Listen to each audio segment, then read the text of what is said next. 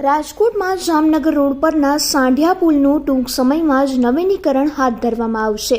વર્તમાન પુલને તોડી નવો પુલ બનાવવા માટે કામગીરી શરૂ કરવામાં આવશે। કામગીરી શરૂ કરવામાં આવતા જ ભોમેશ્વર મંદિર પાસેથી રસ્તાનું ડાયવર્ઝન કરવામાં આવશે।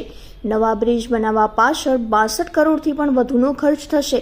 આ બ્રિજને 22 પિલર સાથે 602 મીટરની લંબાઈ અને 16.40 મીટરની પહોળાઈનો 4 લેન બનાવવામાં આવશે। અંદાજિત 3 વર્ષ સુધી આ બ્રિજનું કામ ચાલુ રહેશે। 1-2 મહિનાની અંદર જ આ બ્રિજનું કામ શરૂ થતાં જ કામગીરી ચાલુ રહેશે ત્યાં સુધી પુલને બંધ રાખવામાં આવશે। સાંઢિયા પુલ વોર્ડ નંબર 3 ની અંદર આવેલો છે, જે જામનગર રોડ ઉપરથી સતત અવર જવર કરતા વિસ્તારની અંદર આ ખૂબ 40 વર્ષ પણ પહેલાંનો આ જૂનો પુલ છે।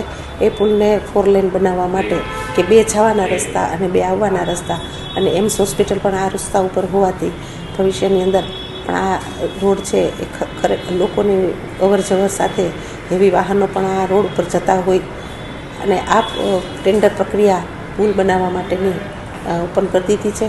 જ્યાં ટેન્ડર આવશે તે પછી 3 વર્ષની અંદાજે આ નવો પુલ છે એ રાજકોટનું નવું નજરાણું બનશે। આ પુલ બનવાથી અંદાજિત 1 લાખ વાહનની અવર જવર પુલ ઉપર થશે। પુલ બનવાથી લોકોનો આવવા જવાનો જે પ્રશ્ન છે, 2 રસ્તા જવાના અને 2 રસ્તા આવવાના, એના માટે ઝડપથી વાહન છે પોતાના જગ્યા ઉપર જઈ શકશે અને આવવા જવાની કોઈ વિશેષ અડચણ નહીં રહે અને લોકો છે આનો વિશેષ લાભ લઈ શકશે, કેમ કે આ પુલ 4 લેન હોવાથી પહોળો પણ બનશે અને ખૂબ આકર્ષક પણ હશે। ટેન્ડર પ્રક્રિયા શરૂ થઈ ગઈ છે। ટેન્ડર ખુલે અને એજન્સી ભાવ આપે એટલે એજન્સીને 3 વર્ષથી 3.5 વર્ષની અંદર આ પુલનું કામ પૂરું કરી અને રાજકોટ મહાનગરપાલિકાને પરત કરવાનું હોય છે।